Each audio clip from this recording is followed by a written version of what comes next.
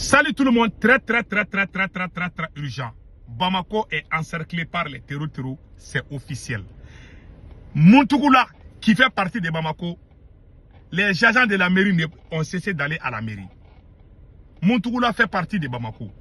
C'est sûr là, voilà. Montougoula fait partie de Bamako. Ouais. Les gens qui travaillent à la mairie ont cessé d'aller parce que les terreaux sont en train de circuler aux alentours. Ils ne sont pas à l'intérieur. Les terreaux ne sont pas arrivés à l'intérieur de Bamako. Mais les les quartiers lointains de Bamako là, les terreaux sont déjà là-bas. Et Bamako est déjà encerclé par les terreaux. C'est vrai, c'est la vérité. Vous pouvez demander à qui vous voulez. On a montré des images. On a montré des images sur la route de Koulikoro, vers Kenyeroba.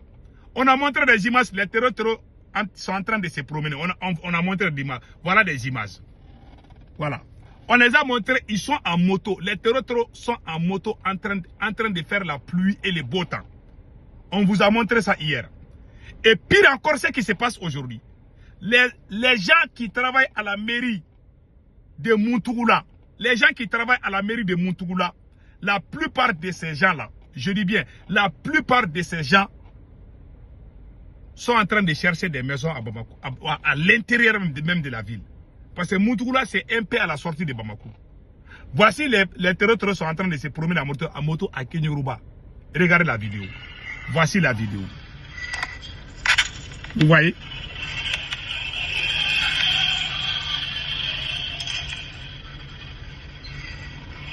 Voilà. C'est-à-dire, les terreaux ne se cachent plus. Ils viennent en moto. Ils vont dans les mosquées. Ils donnent même les rendez-vous aux gens. Hein. Bon, le vendredi pour cela, on va venir prêcher ici. Tout le monde est au courant. Assimi est au courant. Les militaires mariens sont au courant. Les mêmes terreaux, quand ils disent là qu'ils vont revenir, ils reviennent. Ils vont dans les mosquées. Ils vont aller prêcher là-bas. Tous les Maliens savent cela. Personne ne réagit. Ils ne se cachent plus. Hein. Ils viennent dans les mosquées. Chaque vendredi, les terreaux vont dans une mosquée aux alentours de Bamako. Ils ne viennent pas à l'intérieur de la ville de Bamako, mais ils sont aux alentours. Les quartiers lointains là. Les terreaux sont déjà à Bamako. Les terreaux ont déjà encerclé Bamako, mais ils ne sont pas en train d'attaquer d'abord. Les gens commencent à fuir. Par exemple, le cas de Montougoula, la mairie de Montougoula, dans la mairie, vous pouvez demander, hein, sauf s'ils font des petits montages. Moi, je suis au courant, j'ai des parents qui sont là-bas. Donc, les gens de Montougoula, la mairie de Montougoula, là, ils ne travaillent pas, ils se cachent dans les maisons des habitants pour aller signer les papiers de la mairie. Les militaires qui ont les champs à quelques kilomètres de Bamako ne vont plus dans leurs champs. Troisième mois, quand un militaire se promène seul, il ne porte pas sa tenue militaire. Il y a 10 ans, 15 ans de cela, quand tu es militaire malien, tu peux porter ta tenue, tu peux quitter Bamako, même en mobilette, même en vélo, tu peux aller même à 100 km de Bamako. Tu es applaudi par les gens. Aujourd'hui, quand tu portes tenue là, tu es seul.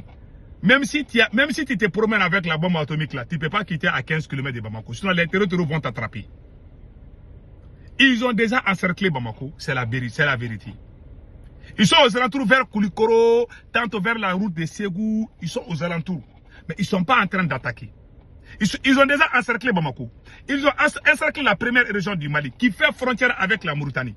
Je ne sais pas qui est en train de donner ces stratégies à ces terreaux-là. Ils ont des renforts qui viennent. On ne sait pas si... Moi, je suis impressionné, quoi. Ils viennent en moto, en vrac. Plus de des milliers de terreaux sont en train de venir partout. C'est pour ça que moi j'ai dit à Assimi Goïta, moi si j'étais à la place de Assimi aujourd'hui, si je suis président du Mali aujourd'hui, je vais libérer tous les prisonniers politiques. Je vais faire la paix avec tous les Maliens en tant que président. Je vais faire un discours à la télé. Je vais recruter les gens. Tout le monde va rentrer dans l'armée. On va défendre la partie. Mais ils ne se soucient pas. Ces gars-là sont là, ils ne se soucient pas de ça. Ils sont en train de créer la haine entre les gens. Ils sont en train de créer la division entre les gens. Un président qui se vante, qui tape sa poitrine pour dire qu'il est en train d'emprisonner des leaders religieux. Un président qui divise son propre peuple ne peut pas gagner dans une guerre, je vous jure. La personne, vous voyez comment ils ont fait en Somalie? Ils sont en train de somaliser le Mali. Combien de fois je dis ça? Je vous parle, j'ai envie de pleurer. À Montougoula, les travailleurs de la mairie là ont fui la mairie. Ils ont peur de se faire rattraper par les terreaux. Il y a plusieurs hôtels qui sont fermés vers les côtés de Mopti et Ségou. Des écoles sont en train d'être fermées partout au Mali. Des femmes sont forcées à porter les voiles. Aucune femme ne peut voyager au Mali sans porter les voiles. Les renforts de terreaux viennent du côté de la Mauritanie, du côté de l'Algérie. Ils sont en moto. Pendant ce temps, ils sont à Bamako là-bas, en train de créer des faux problèmes.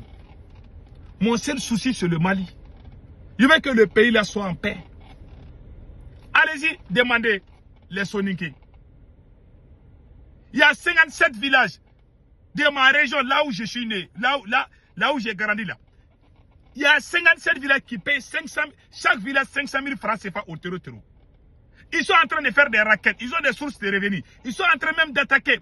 Même là où, et puis pire encore, les mines d'or là, des Sadiola sont menacées par les terreaux. Les mines d'or des Sadiola sont menacées par les terreaux. Je vous ai montré ça. Là où on cherche les mines d'or là, ce côté est menacé aujourd'hui. Parce que les terreaux, là où on a des mines d'or, c'est pas loin de la Mauritanie. C'est la frontière entre le Mali et la Mauritanie. Et regardez aujourd'hui.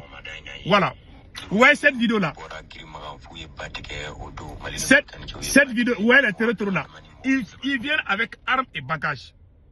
Là où il y a les mines d'or, les terreaux sont en train d'encercler là-bas aussi. Ils veulent nous étouffer économiquement. Qu'est-ce que nous devons faire? Nous devons nous unir, nous donner la main. Nous devons nous unir, nous devons nous donner la main. Qui doit être en première position pour que le peuple soit uni? C'est le président. Pour qu'il y ait l'union, il faut qu'il y ait la justice. Pour qu'il y ait l'union, il faut qu'il y ait la sincérité. Mais tant qu'il n'y a pas la justice, il n'y a pas la sincérité, il n'y aura jamais l'union. Et tant qu'il n'y aura pas l'union, on va jamais gagner cette guerre. Allez-y en Libye.